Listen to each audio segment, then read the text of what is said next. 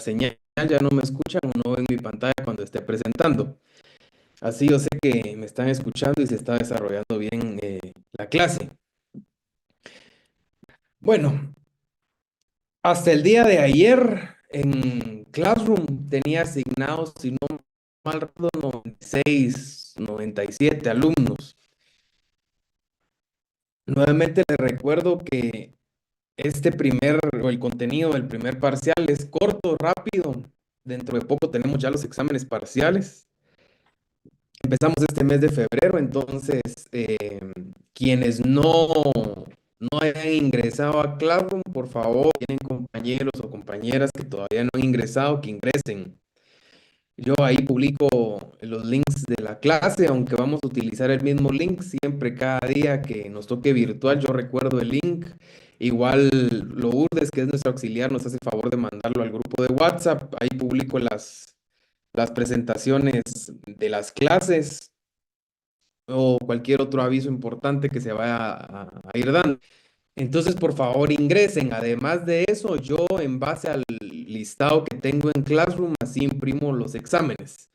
Entonces, si usted no está en Classroom, por ejemplo, son 97 y resulta que el día llegan 98 al examen, no va a tener examen porque yo imprimo según el listado que tenga yo en Classroom. Entonces, por favor, igual nuestra auxiliar Lourdes creó un grupo de WhatsApp.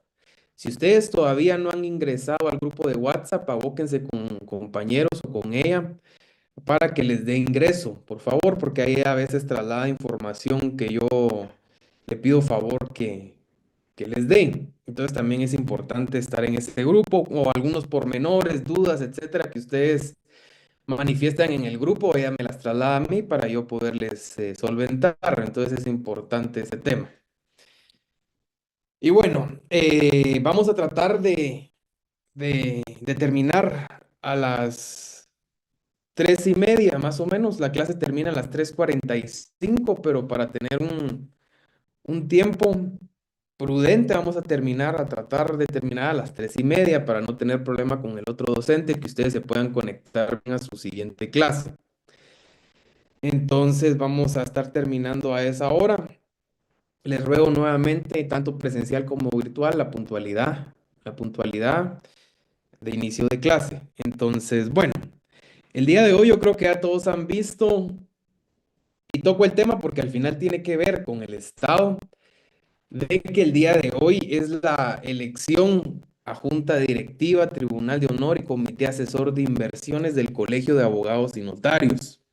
Colegio al cual ustedes dentro de algunos años van a tener la oportunidad de pertenecer. Entonces siempre es bueno estar informados acerca del tema. Ustedes ya son estudiantes del derecho, tienen que saber acerca de estas situaciones. Entonces, no solo es como a veces en las redes sociales se menciona de que es la elección de la junta directiva del colegio, no termina ahí. Son tres, digamos, elecciones de un mismo órgano que es el colegio. Está la elección a junta directiva, está la elección a tribunal de honor y está la elección a comité asesor de inversiones. Son tres boletas, tres papeletas las que le dan a uno como abogado para votar. No solo es una o por la junta directiva, no solo se elige presidente del colegio, se eligen miembros de junta directiva, presidente o presidente y miembros del tribunal de honor. Y comité asesor de inversiones, pues son dos personas. Así se integra las máximas autoridades del colegio de abogados y notarios, en donde también participan algunas ciencias afines que tienen relación también con el tema de la teoría del Estado. Sí, la sociología, por ejemplo, es una de ellas. Los sociólogos participan como parte de las ciencias afines, los criminólogos. También es una de las ciencias afines, los internacionalistas. Entonces, el colegio es bastante grande, el colegio es con bastante incidencia e importancia en la sociedad. ¿Por qué? ¿O por qué es tan famosa ahorita esta elección, particularmente en nuestra actualidad de país? Bueno, porque aquí es donde va la relación con el Estado, porque el presidente o presidenta de la junta directiva del Colegio de Abogados y el presidente o presidenta del Tribunal de Honor del colegio que queden electos en estas elecciones van a participar como comisionados en la comisión de postulación para fiscal general de la República del otro año. He ahí la importancia de estas elecciones del colegio. Las comisiones de postulación, como ustedes bien sabrán o habrán escuchado, imagino yo, en algún momento, es un órgano colegiado que si bien elige directamente, pero sí es parte importante de un proceso. Lo vimos recientemente con el tema de las magistraturas. Ahí se conforman dos comisiones. La comisión que elige magistrados a la Corte Suprema de Justicia y la comisión que elige magistrados a la Sala de Apelaciones. Al final los termina eligiendo el Congreso, pero quien depura esa lista o esa nómina de abogados y abogadas que se postulan es una comisión de postulación. Lo mismo pasa con magistrados al Tribunal Supremo Electoral, por ejemplo, que es el otro año. Está integrada una comisión de postulación. Y en el tema del fiscal general, la figura del fiscal general también es, si bien no electo, pero sí depurada una lista de profesionales que se postulan a través de una comisión de postulación. La comisión de postulación está integrada dependiendo cada elección por diferentes grupos, por diferentes personas y autoridades. En el tema de la figura de fiscal general de la República, está integrada por el presidente del Colegio de Abogados y Notarios, el presidente del Tribunal de Honor del Colegio de Abogados y Notarios, está integrado también por los decanos de las facultades de Derecho de las diferentes universidades del país. Actualmente, si no mal recuerdo, son 15 universidades que hay en Guatemala, contando la única universidad pública que es la nuestra y las demás que son universidades privadas. De esas universidades, 12 tienen Facultad de Ciencias Jurídicas y Sociales. Entonces son 12 decanos quienes participan en la comisión de postulación y finalmente el presidente de la Corte Suprema de Justicia y del organismo judicial, quien preside la comisión de postulación. Esta comisión de postulación lo que hace es ponderar, calificar, ver que los candidatos y candidatas cumplan con los requisitos que se les requiere para ostentar el cargo de fiscal general de la República. Posteriormente pasa una nómina de tan solo 6 personas al presidente de la República para que el presidente de la República, dentro de esas 6 personas, designe a la próxima persona que va a ocupar la Fiscalía General de la República. Entonces van viendo ustedes ahí la importancia del gremio de abogados, la importancia de esta elección y la relación que tiene nuestra carrera, nuestro colegio, nuestro gremio, directamente con el quehacer del Estado, ¿sí? Entonces, como todo es un proceso que termina al final en el nombramiento de un puesto importante y clave del Estado de Guatemala, que es la Fiscalía General de la República y la jefatura del Ministerio Público, ¿sí? Es por eso la importancia de la elección el día de hoy, porque quienes queden de presidentes, tanto de la Junta Directiva como el Tribunal de Honor, van a ser 2 votos y 2 personas que van a integrar esa comisión de postulación para la nómina de 6 candidatos a fiscal general el otro año. Entonces, vamos viendo ahí todo cómo se va conectando. Al final todo cae con el tema, todo está involucrado al tema de Estado. Es importante que ustedes lo sepan como estudiantes, como futuros profesionales desde ya, cómo funcionan este tipo de elecciones y la importancia y relevancia que éstas tienen en la sociedad guatemalteca y en el Estado de Guatemala. Entonces, pues si sus familiares, sus papás, sus amigos son abogados o están colegiados como ciencia afín, es importante siempre que ejerzan su derecho al voto. Es importante participar en todas las elecciones a nivel general, ¿verdad? Ustedes, hay elecciones de todos los aspectos, no solo elecciones generales cada 4 años, hay elecciones en cada uno de los colegios, a nivel privado también, ¿verdad? Hay designaciones a través de actos democráticos. En el Estado, por ejemplo, y en las empresas privadas que tienen sindicatos, hay elección a sindicatos, en fin. Hay mucha participación ciudadana en diversos aspectos de la vida, en donde siempre tenemos que estar informados y enhorabuena poder participar, ¿verdad? Ya viene también la elección a decano, y ahí van renovando otros espacios de la universidad, hay vocalía y sin fin de situaciones en donde tanto profesionales, docentes y estudiantes podemos nosotros participar. Pero no hay que participar nunca en vano, ¿verdad? Ustedes, mucha gente llega ahí a los lugares independientemente de la elección que sea, ¿y por quién vas a votar vos? O ¿por quién voto vos? Le preguntan a uno. Y no es esa la idea. La idea es de que siempre sean votos y participaciones informadas por la importancia que tiene cada uno de los espacios de elección, ¿verdad? Entonces es importante que ustedes también tengan ese conocimiento, se empapen, así como les dije la primera clase, se recuerdan de que ustedes tienen que estar al tanto de las noticias, son estudiantes de derecho, es obligatorio casi que estar al tanto de las noticias. Al final de cuentas también porque las noticias tienen mucha vinculación con temas jurídicos. Siempre hay temas jurídicos detrás de cada una de las noticias. De alguna u otra forma, siempre hay un tema jurídico. Entonces es importante que estén siempre al tanto de lo que sucede en nuestro país y a nivel también internacional. Va a llegar un momento en su carrera donde ustedes van a llevar derecho internacional, público y privado. Entonces es importante también estar al tanto.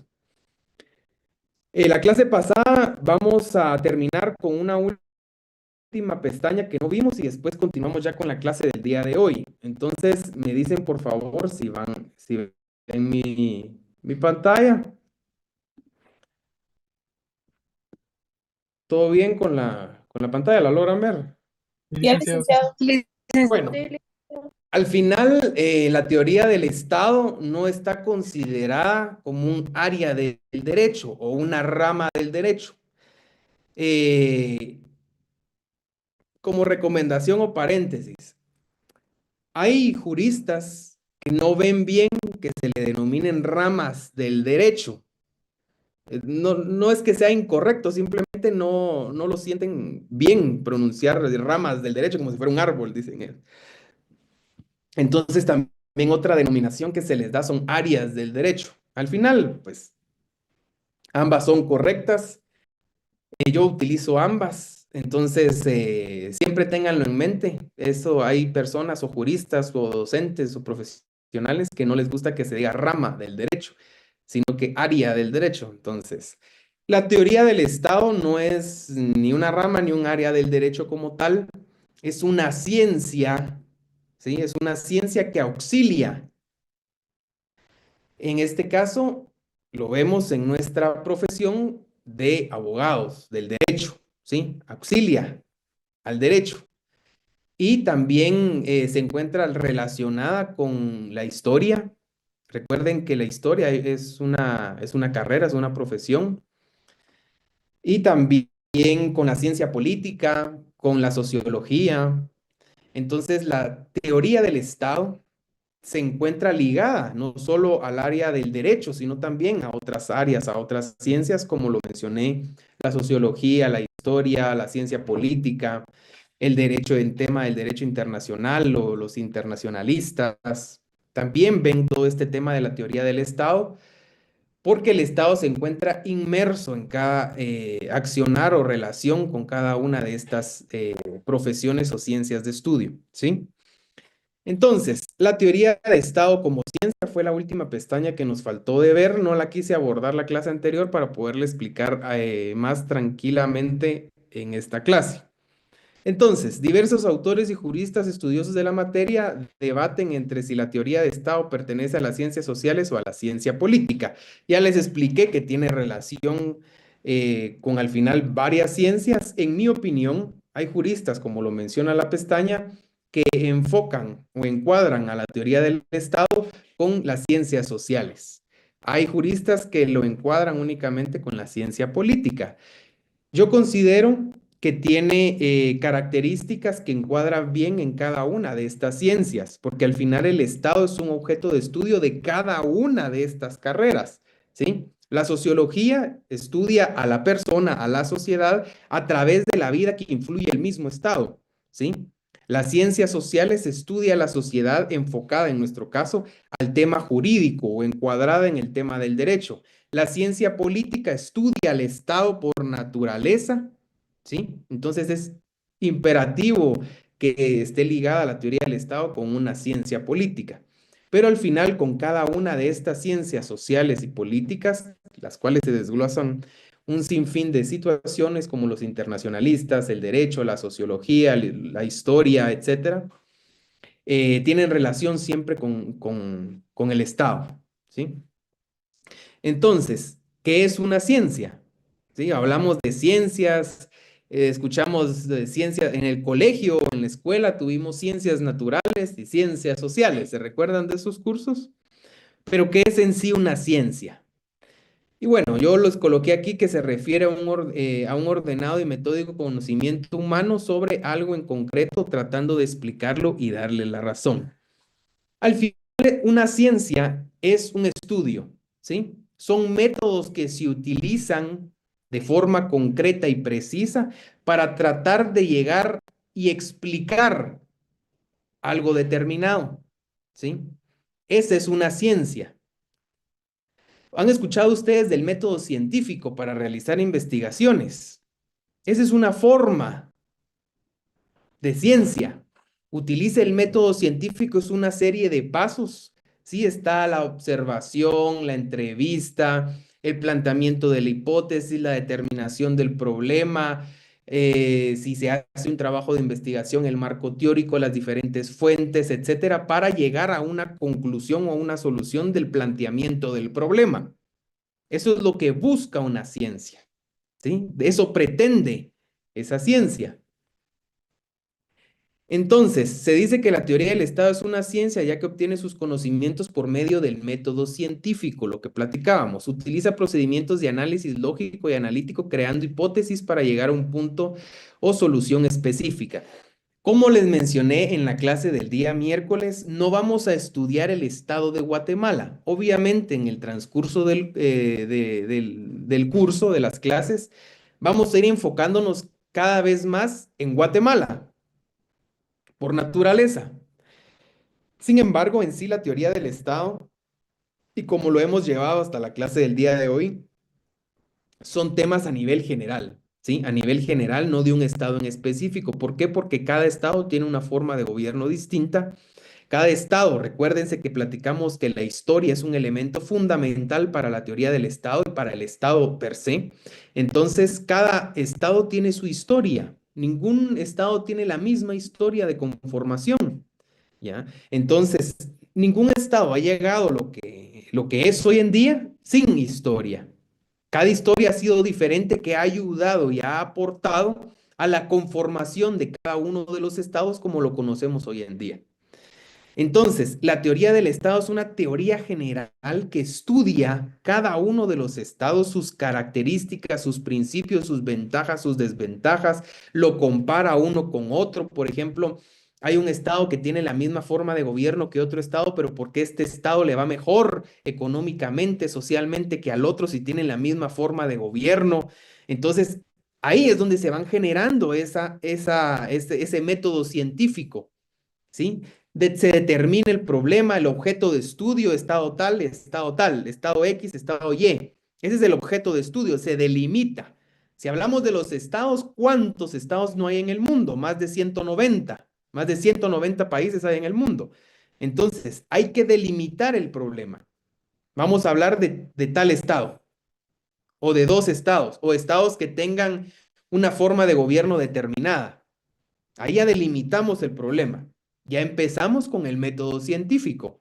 Ya iniciamos el proceso que involucra una ciencia, ¿sí? De ahí determinamos por qué del problema, nos preguntamos por qué, cómo, cuándo, dónde. Generamos nuestra hipótesis a través del conocimiento del problema, cómo conocimos ese problema, lo vimos, lo vivimos, nos lo contaron, lo leímos, lo escuchamos. Generamos investigación a través de la observación, de las entrevistas, recabamos datos que nos sirven para fortalecer la investigación, nuestra idea, nuestra hipótesis, si está correcta lo que pensamos, si no está correcto lo que pensamos. A través de esos datos recopilados y ese estudio, generamos conclusiones para resolver determinada cuestionante del por qué, cuándo, cómo, dónde. Ese es un método científico. Y ese es el método que utiliza la teoría del Estado. La teoría del Estado no le dice a un Estado, así se gobierna, así no se gobierna, este es el método más efectivo, este no. No, al final la teoría del Estado es precisamente eso, genera teorías, genera ideas. Cada Estado o cada estudioso, cada jurista va adoptando cada una de esas teorías a través de este método científico, va adoptando esas teorías para lo que mejor se acople a determinada sociedad. Eso es el método científico y es por eso que como el de la teoría del Estado lo utiliza, se le denomina que es una ciencia, ¿sí? Es una ciencia, la teoría del Estado, no es un área o una rama del derecho como tal. Leemos la última pestaña, siendo su misión la de explicar la conformación de los estados a nivel general, los sistemas políticos y de gobierno que han existido en el pasado y rigen hoy en día, ¿sí? Por eso es que se le conoce como una ciencia, no como una rama del derecho o un área del derecho. Esta, la teoría del Estado, es una ciencia que asiste a otras ramas de las ciencias, como la sociología, lo que platicamos, la historia, la ciencia política, el tema internacionalista, ¿me entienden? Entonces es importante que lo entendamos de esa manera. No creamos que la teoría del Estado es un área, una rama del derecho. Si bien es cierto, ustedes se han dado cuenta en el pensum, obviamente cada semestre es un escalón más, pero no es porque ganamos el semestre y pasamos las clases, no. Si ustedes se dan cuenta qué clases llevan, llevan un orden cronológico. Civil uno, Civil 2, Civil, bueno, 3 me recuerdo yo que hay, de ahí procesal, penal uno, penal 2, procesal, y constitucional, y así nos vamos, uno, 2. Entonces, la teoría del Estado dentro de nuestro pensum, además de ser un auxiliar de las ciencias sociales, porque ustedes recuérdense que van a salir siendo no solo abogados y notarios para los que culminen lo de abogado y notario, sino también licenciados en ciencias jurídicas y sociales. Ciencias jurídicas y sociales. Entonces, la teoría del Estado es un antes de lo que ustedes van a ver del derecho administrativo. Está bastante ligado al derecho administrativo porque es el qué hacer del Estado. El derecho administrativo que ustedes van a ver el próximo año en su quinto semestre, ¿verdad? En su quinto semestre van a empezar a ver derecho administrativo, entonces esto, la teoría del Estado va bastante ligado y va antes de que ustedes vean derecho administrativo, porque como va ligado en lo público, de balde sirve que ustedes empiecen a ver la ley de lo contencioso administrativo cuando no entienden ni siquiera de qué trata el Estado. De balde sirve que le refieran a tal artículo de la Constitución, si la Constitución, como ya vimos, es la base del Estado al consolidar la organización jurídica y política de Guatemala. De balde sirve que vean ustedes tal artículo, que lo lean si no entienden, no entienden el Estado, no lo entienden. Al final el Estado está inmerso en todo, ¿sí? Incluso en otras ramas o áreas del derecho como lo es civil, como lo es laboral. ¿Por qué? Porque ¿quién ve eso? Los procesos laborales, los procesos civiles del organismo judicial. El organismo judicial los ve y es uno de los tres organismos del Estado. ¿Ya? Ahí entra otra vez a jugar el Estado. En el tema laboral, antes de judicializar el tema en los tribunales de trabajo, antes de eso, uno va a poner su denuncia en la Inspección General de Trabajo, del Ministerio de Trabajo, Ministerio de Estado. ¿Ven ahí cómo hay relación? Entonces es importante que ustedes entiendan el Estado, cómo se estudia, qué lo estudia, de dónde viene, cómo se conforma, de qué sirve, para que entiendan claramente la relación que éste tiene con todas las áreas del derecho y todo lo que ustedes van a hacer y estudiar en su vida como profesionales. Pero nada de eso sería posible o la conformación del Estado, tal y como lo conocemos hoy en día, de Guatemala y así como otros, no tendría razón o no existiría si no existiera esa teoría del Estado a través de método científico para la obtención de esas teorías o esa información que sirve para conformar, fortalecer un Estado. ¿Sí? ¿Quedamos claros con esto? ¿Tienen alguna pregunta? Así pasamos a lo de la presentación de la clase del día de hoy.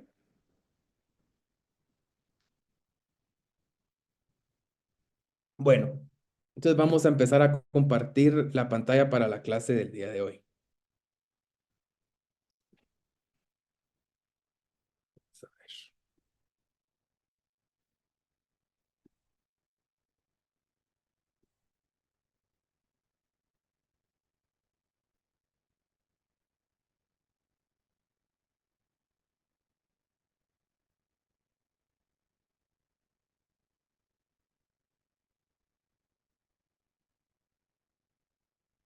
Bueno, ¿ven la pantalla? Sí, licenciado. Bueno, Licenciado. entonces, gracias. Esta es la clase del día de hoy. Ya entendimos al Estado como ciencia.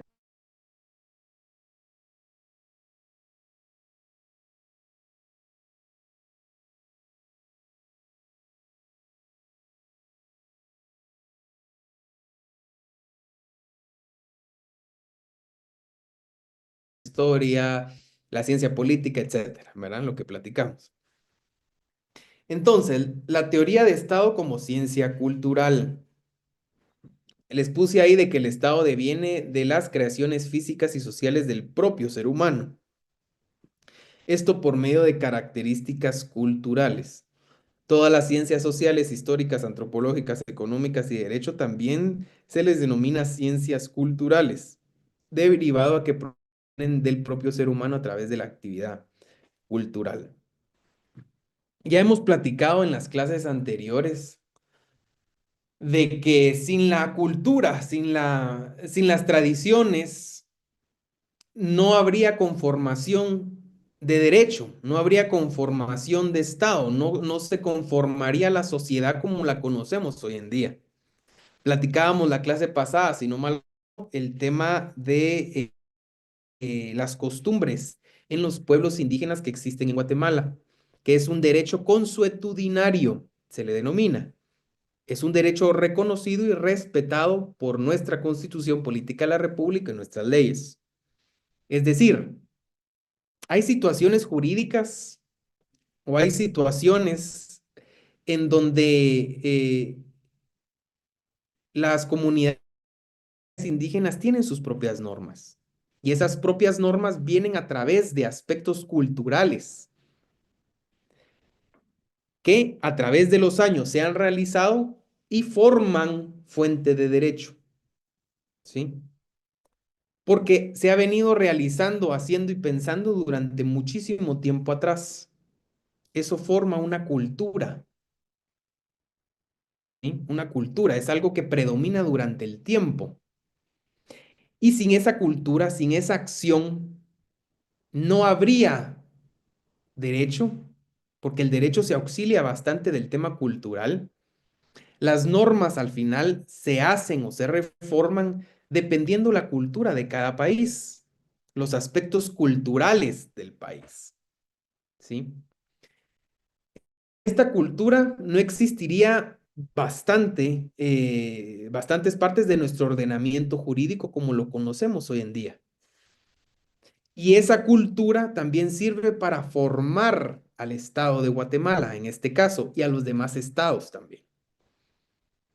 Entonces, es ahí vital que se entienda la relación que existe de la teoría del Estado como ciencia cultural.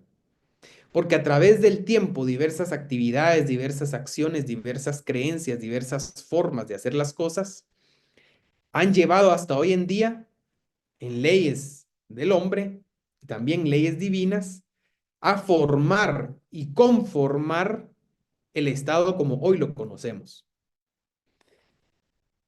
También, al final, como les recuerdo, no tiene relación únicamente con el tema del derecho, el tema de la teoría del Estado. Entonces se auxilia bastante el tema de la cultura con las ciencias históricas. No se puede conocer la historia sin la mano del tema cultural de cada una de las sociedades. Antropológica que estudia el ser humano también en la sociedad. Las ciencias económicas estudia el comportamiento del ser humano en la vida económica. Tiene bastante que ver el tema cultural con el quehacer económico de cada uno de los estados y pues el derecho, ¿verdad? Claramente el derecho, ya que existe el derecho consuetudinario reconocido por nuestra Constitución y las leyes ordinarias y que se respeta, ¿verdad? Que se respeta, entonces ahí tiene bastante relación con el tema cultural. La teoría de Estado como ciencia sociológica. Esto deriva de los grupos sociales que integran el propio Estado, es un brazo de la sociología, estudia cómo la sociedad afecta, transforma, modifica, construye o destruye un Estado. La sociología estudia la sociedad como grupo, ¿sí? Eh, en el tema social tiene relación con el tema del Estado porque sin sociedad no hay Estado. ¿Qué gobierna un Estado sin gente? Nada. ¿Cómo se conforma un Estado sin gente? No se puede. Entonces, sé ahí la relación de la sociología con la teoría del Estado, la importancia que tiene el estudio de la sociedad con el mismo Estado, porque el mismo Estado lo conforma la sociedad. Entonces, esa misma sociedad, como lo menciono ahí, transforma, modifica, construye o incluso destruye un Estado. A lo largo de la historia, a lo largo del tiempo, han existido estados que se han creado, que han nacido y se han extinguido. Han nacido estados que al final tal vez no se han erradicado, no se han extinguido, pero se han reducido, que han ido cambiando su forma de gobierno, que han ido cambiando uno de los elementos del estado, como lo es el territorio, a través del tiempo por la misma sociedad. Volvemos al ejemplo de la clase pasada que es de Roma, del Imperio Romano. Antes era precisamente eso, un imperio romano, que se extendía en varias partes de Europa, incluso África, llegaba a algunas partes de Asia. Era un imperio gigantesco. Hoy en día ni siquiera ¿me escuchan bien? Se me dice que tengo mala conexión, ¿me escuchan? Sí, Sí, sí, sí, se escucha, licenciado. Bueno, Sí, hoy licenciado. ni siquiera es reconocido como un estado como tal, ¿verdad? Todavía existe Roma, todavía existe Roma, pero no es ni la mitad de lo que fue en algún momento. ¿Por qué? Porque al final la misma sociedad y el accionar de esta sociedad va transformando esos estados. El Estado trabaja junto con la sociedad y la sociedad con el Estado. No puede existir uno sin el otro. Como les mencionaba, ¿de qué sirve un Estado sin gente? ¿Y cómo funciona un Estado sin gente? ¿Y qué haría la gente sin un Estado? Pero al final es la misma sociedad, que es la rama de la sociología, la sociedad es lo que estudia. La misma sociedad va transformando, construyendo o destruyendo los estados. Un ejemplo de esto es ahorita el tema de Rusia y tema de Ucrania. Hay una guerra entre estos dos estados. Rusia ha invadido Ucrania y ha conquistado varias provincias ucranianas. Lo último que leí o me enteré del tema es de que el presidente ucraniano dijo de que se ciertas partes de Ucrania conquistadas a Rusia como una de las formas de que se termine la guerra entre estos dos países, entre otras condiciones, ¿verdad? Pero al final, si eso se llega a dar y se llegan a conocer, a reconocer esas provincias que antes eran de Ucrania para que ahora sean de Rusia, la misma sociedad va cambiando esos estados. Un ejemplo también más reciente, ahí vamos donde ustedes tienen que saber el tema de las noticias, si no estoy hablando chino, si ustedes no saben de lo que yo estoy, a lo que me estoy refiriendo, es importante que ustedes sepan las noticias porque ahí vamos los ejemplos, ¿verdad? Recientemente el presidente de los Estados Unidos, Donald Trump, ha dicho de que va a recuperar el canal de Panamá, aunque eso ya quedó ahorita que vino el secretario de Estado a Centroamérica, entre esos países Panamá, quedó aparentemente resuelto el tema. También estaba diciendo de que va a buscar apropiarse u obtener el territorio de Groenlandia. Entonces, estas configuraciones del territorio de un estado son promovidas o son realizadas por la misma sociedad. Así se va reconfigurando el plano de la misma sociedad a través de los estados. ¿Me entienden? Entonces, por ejemplo, el tema del diferendo territorial entre Guatemala y Belice. Mucha gente erróneamente cree que el último referéndum que se hizo tanto en Belice como en Guatemala, que ambos países resolvieron llevar esta disputa a temas internacionales o a jurisdicción internacional, que Guatemala quiera apropiarse de Belice. Eso no es así.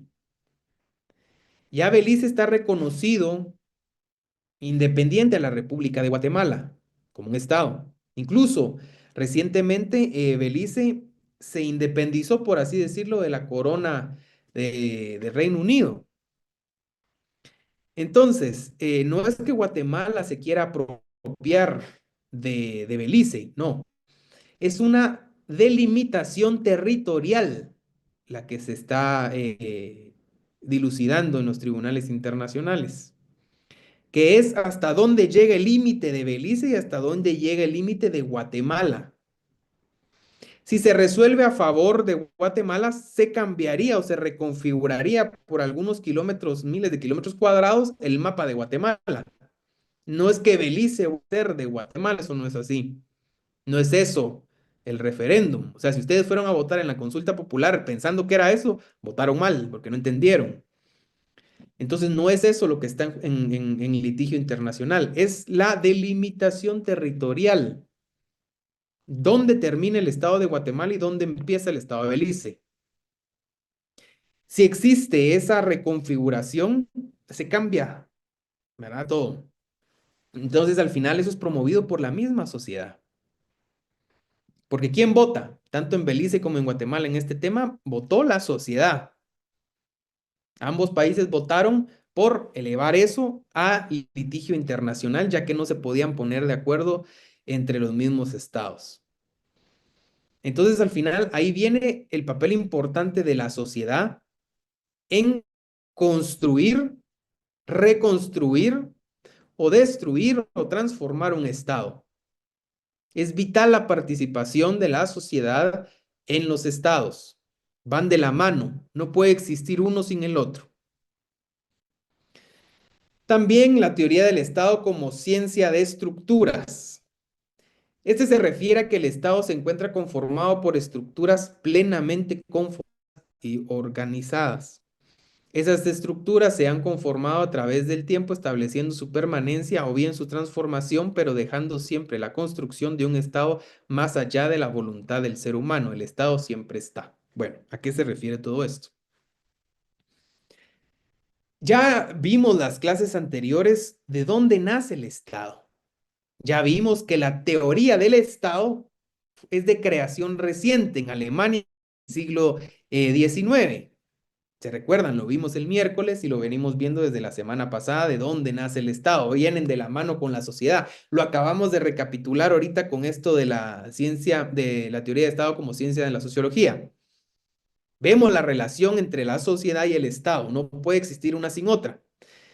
Pero como al final el ser humano, la sociedad, avanza, evoluciona, lo mismo pasa con el Estado. Cada vez que la sociedad va mejorando, va evolucionando, va cambiando, el Estado lo mismo le va pasando.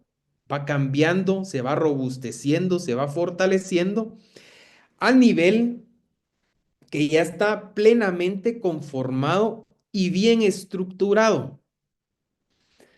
Cada uno de los 190 y pico de estados de países que hay en el mundo están conformadas por una forma de gobierno. Existe un estado. Si es mejor una que otra forma de gobierno, si es mejor uno u otro estado, si es más poderoso e importante uno que otro estado, perdón, esas ya son otras situaciones a tratar. Pero no hay estado, no hay país que no tenga una organización,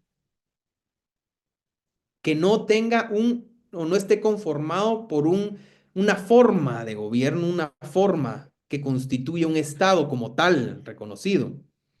No existe, no hay. Hay algunos, bueno, pero miren, esto es complicado, esto se va un poco fuera del tema de lo que estamos tratando, pero al final, de alguna forma, es parte de, porque recordemos que las teorías de Estado son ideas, son pensamientos, etcétera. Yo no sé si ustedes han escuchado, hay uno en Estados Unidos, no recuerdo dónde está el otro, que hay personas que se han proclamado presidentes o reyes de un pedacito de tierra. Hay uno en Estados Unidos. Es un pedacitillo de tierra, pero él dice que es un estado independiente de Estados Unidos. Hay otro lugar que es una estructura que está sobre el mar, si no mal recuerdo, que dice que hay un rey ahí, que eso lo declara independiente a cualquier otro estado. Al final, todo esto no cumple con las características de un estado. ¿Sí? No cumple con tampoco es reconocido a nivel internacional como un estado. No sé si han visto alguna noticia de estas, pero no es de que eso sea un estado. No, porque no hay una forma de gobierno. Creo que solo vive una persona ahí, entonces al final no cumple con varios elementos y características que conforman un estado. Si no han visto estas noticias o no han visto o no se habían enterado de esto, pues si se llegan a enterar, no lo tomen como tal, ¿verdad? Pero en los estados realmente estructurados existen varios elementos para que se conforme un estado como tal. Elementos que han sido construidos y conformados a través del tiempo y han creado esos cimientos bastante fuertes. ¿Qué quiere decir esto? Por ejemplo, hay guerras, hay conflictos armados y muere bastante parte de la sociedad de un país.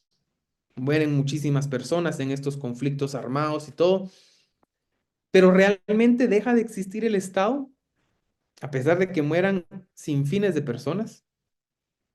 No, al final el Estado sigue existiendo. Es cierto, se puede ir configurando o reconfigurando, cambiando, pero al final el Estado, la estructura estatal siempre existe.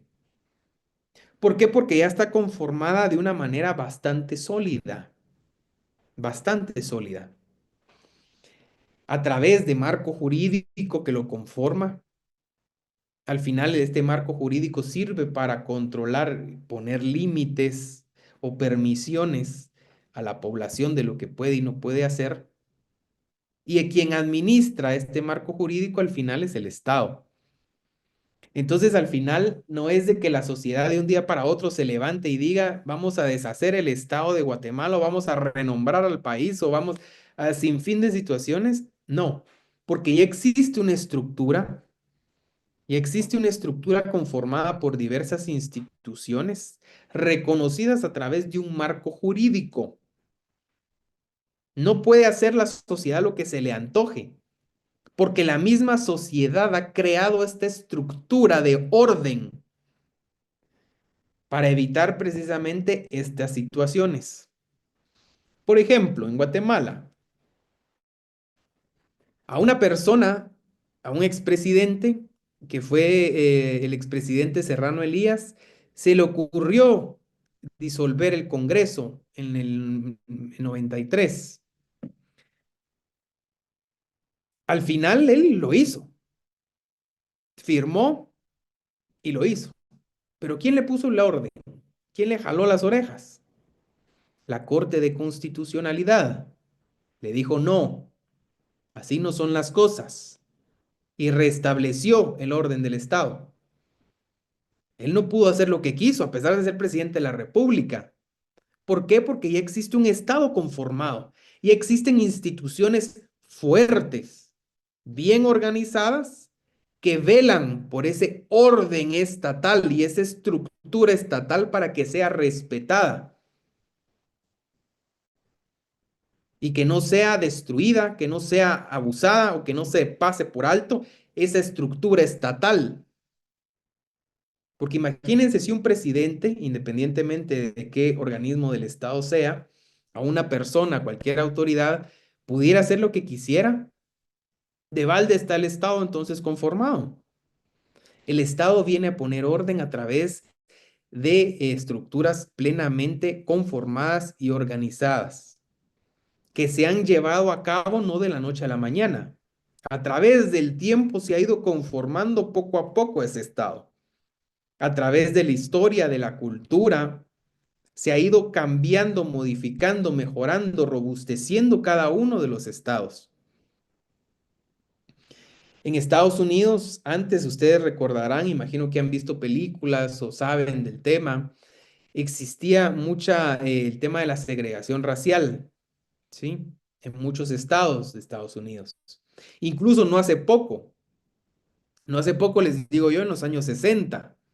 Imagínense, no fue hace mucho tiempo, donde igual, todavía las personas de color eran consideradas como esclavos.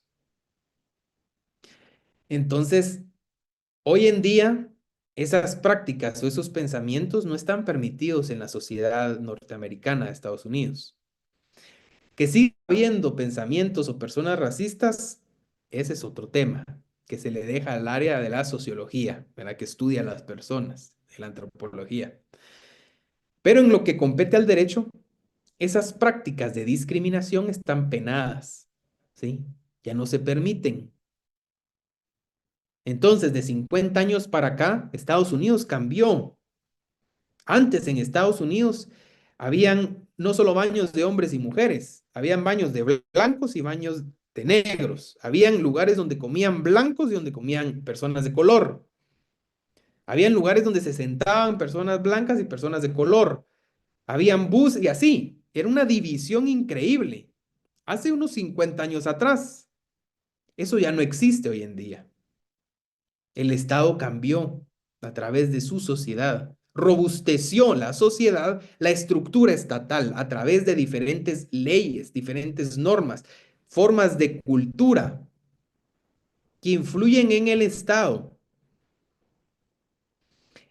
El presidente Donald Trump firmó una orden ejecutiva diciendo de que todas las personas que nacieran en Estados Unidos, que vinieran de inmigrantes, ya no iban a ser reconocidos como estadounidenses. Perdón, el presidente firma esa orden ejecutiva, pero fue frenada por un juzgado de Estados Unidos, porque al final está reconocido en la constitución del país de Estados Unidos. No es de que el presidente venga y haga una orden ejecutiva y el presidente es el mandamás. No, hay un orden del Estado bien conformado para que no cualquier persona que venga no pueda cambiarlo o alterarlo. ¿Me entienden? Entonces, el Estado crea orden. El Estado tiene estructuras para velar porque esa misma sociedad no altere ese orden ya creado, no afecte esa estructura. Por eso es que se dice, yo le puse ahí, de que su transformación dejando siempre la constitución de un Estado más allá de la voluntad del ser humano, va más allá de la voluntad del ser humano. Ya vieron, la sociedad cada día está peor. Un día se dice o hace una cosa, otro día se revierte y así otro día se regresa y así. Pero ese es el ser humano, la sociedad. Un día piensa una cosa, otro día no la piensa o piensa de una forma diferente, pero no quiere decir de que el Estado cambie inmediatamente a la forma de pensar o accionar de la sociedad. El Estado ahí está para velar por ese orden, por mantener ese orden. El Estado siempre va a estar, siempre, porque al final ya es una conformación estructural perenne. Ahí está. Podemos morir nosotros hoy y no quiere decir que el Estado se caiga. Muere un presidente, no quiere decir que se caiga el Estado. Por ejemplo, fallece el presidente de la República. ¿Quién lo suple? La persona que ocupa la vicepresidencia. No está el presidente, no está el vicepresidente. ¿Qué pasa? Ahí está el Congreso para suplir estos puestos. Entonces no quiere decir de que falte una persona o falte la persona más importante del Estado y el Estado caiga con esa persona. No, no. El Estado siempre está, el Estado permanece, va más allá. El Estado sigue, funciona, estemos o no estemos. Obviamente, obviamente, como si no hay sociedad, no hay Estado. Si la sociedad desaparece, ahí sí a de balde el Estado. Ahí sí, si no hay sociedad, no hay Estado. Pero lo que me refiero es que si hay personas que mueren, el Estado continúa. Si mueren sus autoridades, el Estado continúa. Hay formas de que el Estado continúe porque las instituciones permanecen. Es por eso que se dice que se busca proteger la institucionalidad, la institución en sí misma. Eso debieran de velar cada una de las instituciones del Estado. La institucionalidad, no la persona que ocupe, por ejemplo, la presidencia, que ocupe una diputación, que ocupe una alcaldía. No, la presidencia, la vicepresidencia, las diputaciones, las alcaldías, las conseguí, sin fin de puestos. Si esa persona se va, el puesto sigue, ahí está. Viene otra y lo ocupa, lo suple. Siempre se tiene que defender la institucionalidad del puesto, porque así se defiende al Estado, no a la persona, a la institucionalidad y por ende al Estado, como estructura, ¿sí? Bueno, ahorita el tema que viene, yo sé que es un poquito tedioso, no me voy a ahondar mayor tiempo en esto, pero sí es importante que lo veamos. Ya también lo van a ver ustedes cuando, bueno, ahorita ya hay el tema de tesis por maestría, los que desean seguir tesis, ya lo van a ver más ampliamente. También creo que ya lo vieron, si no mal recuerdo, el año pasado en el curso de teoría de la investigación. Creo que es, ustedes me corregirán si no mal recuerdo, pero ya lo vieron. Entonces no me voy a detener mucho en el tema, pero sí es importante que ustedes sepan de esto, obviamente para efectos de examen, pero más allá de efectos de examen, sino para entender cómo se estudia o qué estudia o cómo llega la teoría del Estado a formular precisamente estas hipótesis, estas teorías o estas formas de pensar. Para esto hay diferentes métodos que utiliza la teoría del Estado. Está el método científico, ya lo platicamos ahorita en esta clase. Por medio de este se identifica el problema. Lo primero es identificar el problema. Si no hay problema, no hay nada que investigar. De ahí se formula una hipótesis. Una hipótesis no es la solución del problema. Una hipótesis es lo que yo, a través del conocimiento del problema, de lo que he logrado percibir, creo que es. Por ejemplo, por ejemplo, ustedes creen, un ejemplo, que ¿qué funcionaría más? ¿Un metro o un aerometro? ¿Han visto que quieren hacer un aerometro? Ya está autorizado, que conecta a Misco con la ciudad de Guatemala. ¿Qué creen que es más funcional?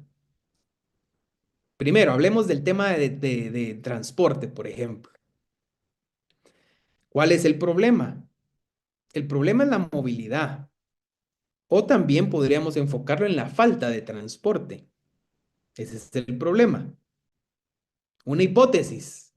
La hipótesis es de que yo creo que funcionaría mejor un metro que un aerometro. Esa es una hipótesis, eso es lo que yo creo. Porque lo he visto, porque me he ido en bus, me he ido caminando, me he ido en carro, he escuchado a personas que dicen lo mismo. Esa es la hipótesis, es mi creencia, lo que yo creo a través de la identificación del problema.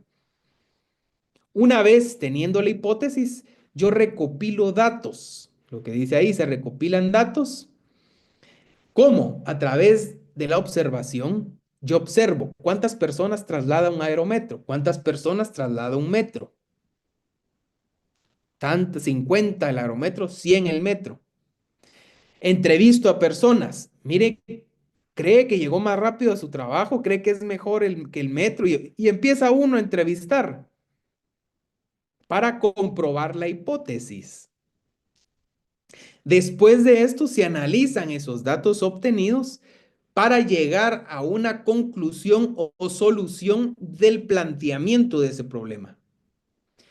¿Qué pasa aquí? ¿Se comprueba mi hipótesis o no se comprueba mi hipótesis y se comprueba otra situación? Por ejemplo, yo creía que era mejor el metro, pero al final, después de los datos recopilados, de las entrevistas, de los estudios, de la bibliografía, y todas las fuentes de información, se determinó que es más eficiente el aerometro. ¿Quién iba a decir? Pero al utilizar este método científico, este método de investigación, se llegó a una conclusión determinada, que es más eficiente uno que otro. Acoplándolo al tema del Estado, volviendo al tema de lo que platicamos al inicio de la clase, las comisiones de postulación. ¿Son efectivas las comisiones de postulación? Ahí está un planteamiento de un problema. ¿Por qué? Por tráfico de influencias, por corrupción, por, eh, por demora, por un sinfín de situaciones que se dan a la hora de calificar los expedientes. Uno elige un problema, ¿sí? Determina un problema, ya con padrazgos, no sé. Entonces, la hipótesis a través del conocimiento del problema es, sí, yo creo que sería más efectiva si no una elección, si no estuviera una comisión de postulación de por medio. Bueno, se recopilan datos. Voy a entrevistar a comisionados que han opinado, cuánto tiempo se llevan calificando un expediente. Voy a platicar con candidatos a magistrados, candidatos a fiscal general, candidatos a procurador, y sin fin de situaciones que tienen que ver con las comisiones de postulación. Mire cómo le fue. ¿Cree que hubiera sido mejor que hubiera electo directamente el Congreso, que hubiera electo directamente el presidente, que hubiera electo directamente la Corte Suprema? Y ahí uno va recopilando a través de entrevistas, a través de estudios, a través de análisis para comprobar esa hipótesis. Entonces la solución es, puede ser que se deje la comisión de postulación con ciertos cambios para eficientar más el trabajo o para transparentar más el trabajo. Puede que la solución al final yo determine que sea así, las comisiones de postulación no sirven o no deberían estar integradas por tantas personas o no deberían estar integradas por tales personas. Esa es mi solución. Eso se acopla el método científico a un sinfín de investigaciones, no solo en el derecho. Volvemos a lo mismo, en la sociología, en la antropología, en la historia, en la ciencia política, incluso en temas de ingeniería, de arquitectura. Ellos utilizan, que es más práctico, este método a la hora de presentar su trabajo final, por ejemplo. Obviamente en el transcurso de su carrera no lo van a utilizar, ¿verdad? ¿Para qué decir que sí si no?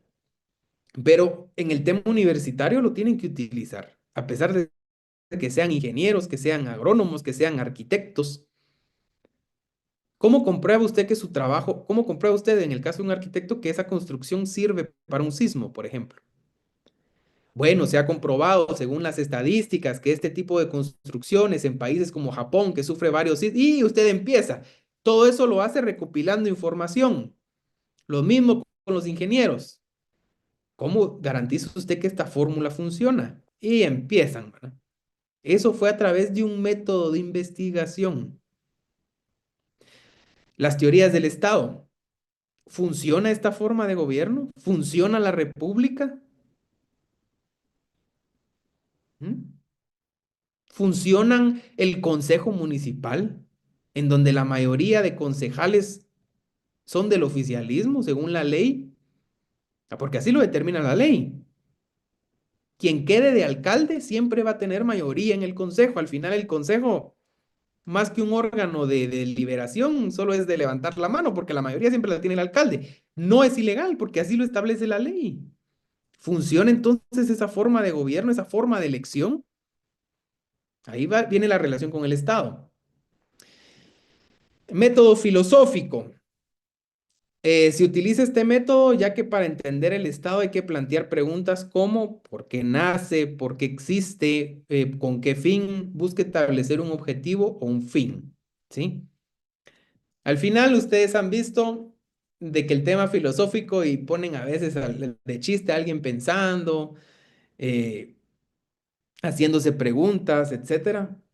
Pero de eso se trata el método filosófico. Se plantea preguntas que no se habían planteado antes. ¿Funcionará no sé qué tal cosa?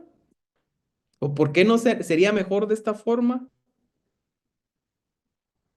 Ahí es donde ustedes empiezan a utilizar este método a través de las preguntas. De ahí viene el método histórico. Entender el Estado es entender el pasado. Los hechos acontecidos anteriormente y su evolución hasta el presente. Como les digo, no hay sociedad sin una historia detrás. No hay Estado sin una historia detrás. La historia nos ayuda a ir mejorando, a ir cambiando e ir conformando nuevas formas de mejorar y fortalecer el Estado. ¿Sí?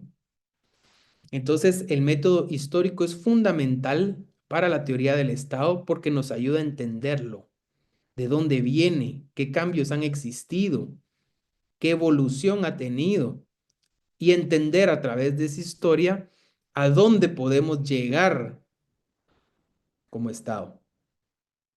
Finalmente, el método jurídico. Se utiliza el estudio de la norma para entender el Estado, porque éste se encuentra constituido a base de cuerpos jurídicos. Porque éste se encuentra constituido a base de cuerpos jurídicos. El Estado lo conforma un marco legal, ya lo platicamos. Para entender el Estado, la forma de gobierno, las instituciones, los recursos, cómo podemos abocarnos a una institución, cómo nos pueden resolver, qué hacer si no nos resuelven. Todo eso está en las leyes. No hay dónde más. No hay un manual del Estado donde uno pueda ver. No, está en las leyes. En las leyes. Y el Estado, como ya vimos, está conformado por diversas instituciones, los organismos del Estado, instituciones descentralizadas, centralizadas y autónomas, y cada una de estas tiene su norma constitucional en algunos casos. Por ejemplo, el Tribunal Supremo Electoral, la ley electoral y de partidos políticos es la que rige la institución del Tribunal Supremo Electoral, es una norma constitucional. Normas ordinarias, normas ordinarias como por ejemplo la Contraloría General de Cuentas tiene su propia ley, la SAT también, normas ordinarias. normas reglamentarias y normas individualizadas que tienen que ver al final con el Estado. Obviamente en diferentes aspectos, ¿verdad? Pero para entender el Estado y para entender cómo funciona ese Estado, es importante entender, saber y leer las leyes. Sin esto, no vamos a entender el Estado, porque el Estado está conformado por un marco jurídico. Lo rige un marco jurídico. Entonces, si no entendemos las leyes, si no sabemos las leyes, no vamos a entender nunca el Estado. Es por eso que al final la teoría de Estado puede tener relación con muchas otras ciencias como la antropología, la sociología, la historia, ciencia política. Ellos nunca van a lograr entender tan a profundidad el Estado porque uno de sus métodos de estudio es precisamente el jurídico. Sin este, no se puede lograr entender a plenitud el Estado. Nosotros como abogados y notarios sí lo debiéramos de entender a plenitud, porque uno de sus métodos de estudio es el jurídico. Y en algún momento de nuestra carrera, aunque ustedes decidan estudiar tesis por maestría, en la maestría van a hacer tesis, en el doctorado van a hacer tesis o trabajo de graduación en algunos casos, pero al final es una forma de investigación que utilizan el método científico. El método filosófico. Un abogado no es robot. Tiene que pensar más allá. Se utiliza el método filosófico aunque ustedes no lo crean. El método histórico. Miren, es vital que un abogado sepa de historia. No puede ser posible que no sepa un abogado de historia. Va muy ligado a entender el Estado, de dónde nacen las instituciones. ¿Por qué hay un segundo registro general de la propiedad? Por ejemplo, porque viene del estado de los Altos. ¿Sabían ustedes eso? Está el Registro General de la Propiedad y el segundo Registro General de la Propiedad.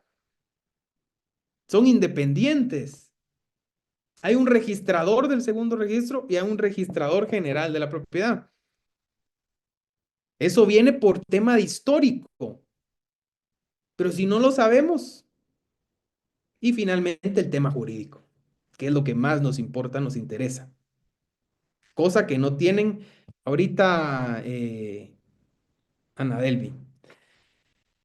Si no entienden las demás áreas, por ejemplo, la sociología, la antropología, la historia, ellos pueden utilizar el método científico, el filosófico, el histórico, no digamos, pero ¿quién va a dominar más el método jurídico? Los abogados.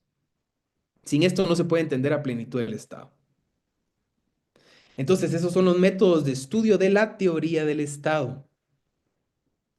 Y ahí estaríamos para la clase del día de hoy. Sí, Ana Delvi.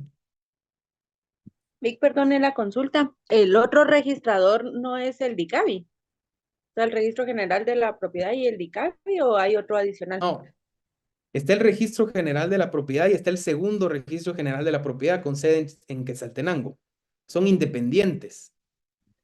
Ah, o sea, Esto viene, ¿cómo? es como otra sede del registro, aunque sean No, independientes. no es una sede, porque al final si fuera una sede, sería del mismo registro. Son registros independientes. Es un poco complicado, pero al final así funciona. ¿Sí? O sea, tanto, por ejemplo, si uno manda o va a averiguar de una propiedad que está en Quetzaltenango y va aquí al Registro General de la Propiedad, le va a decir, mire, vaya al segundo Registro General de la Propiedad y uno va a decir, pero si es el Registro General. No, el segundo Registro General de la Propiedad es quien lleva el control de esa área. Aquí no llevamos eso, no es lo mismo. Hay un registrador general de la propiedad y hay un registrador del segundo registro general de la propiedad. Y esto viene por antecedentes históricos, no es que así se haya querido formar, porque antes existía el estado de los Altos, cuando se quería independizar. Entonces al final se conforma por un tema histórico. Y si no sabemos nosotros de historia, como abogados vamos a ir bateando. Obviamente no es que seamos expertos y que recitemos los años y que él gobernó tantos años, en 1900 se creó, no. Fuera lo ideal, ¿verdad? Pero por lo menos saber la generalidad de las cosas. Eso lo van a ver ustedes en civil, porque es un libro especial en el Código Civil del Registro General de la Propiedad. Entonces,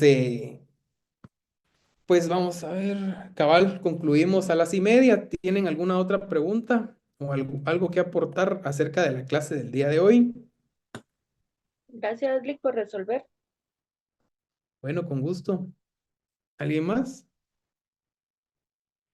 Licenciado, buenas tardes. Le saluda Rosmerie Morales. Solamente para preguntarle las diapositivas, ¿usted las va a estar subiendo diariamente o cada 2 días, 3 días? No, las voy a subir. Miren, ahorita no tengo bien las fechas. Yo creo que es la otra semana todavía tenemos clase. La siguiente semana, si no mal estoy, ya son parciales. Igual hay que esperar información oficial, pero según el calendario que me mandaron del semestre, así va a ser. Entonces yo, si es así, si la otra semana es nuestra última semana de clases, yo le subiría las diapositivas ese fin de semana, porque yo se las subo completo, o sea, todo lo que viene en el primer parcial, le subo de una vez todas las diapositivas. Aprovechando el tema, les recuerdo que las diapositivas no solo es eso el examen. Hay muchas cosas que yo hablo aquí que les pregunto. Entonces no solo es las diapositivas, si se dieron cuenta las diapositivas, a veces solo pongo unas dos, tres palabras y yo empiezo a explicar. Entonces es una guía. Siempre tomen sus notas. Pero sí las subo normalmente el fin de semana antes del examen. Porque Gracias, licenciado. estoy confiado, con gusto, estoy confiado de que ustedes apuntan y prestan atención. Entonces al final las presentaciones son una guía, ¿no? ¿Alguna otra pregunta? ¿No? Bueno, entonces nos vemos presencialmente la próxima semana, el día miércoles en la universidad. Les deseo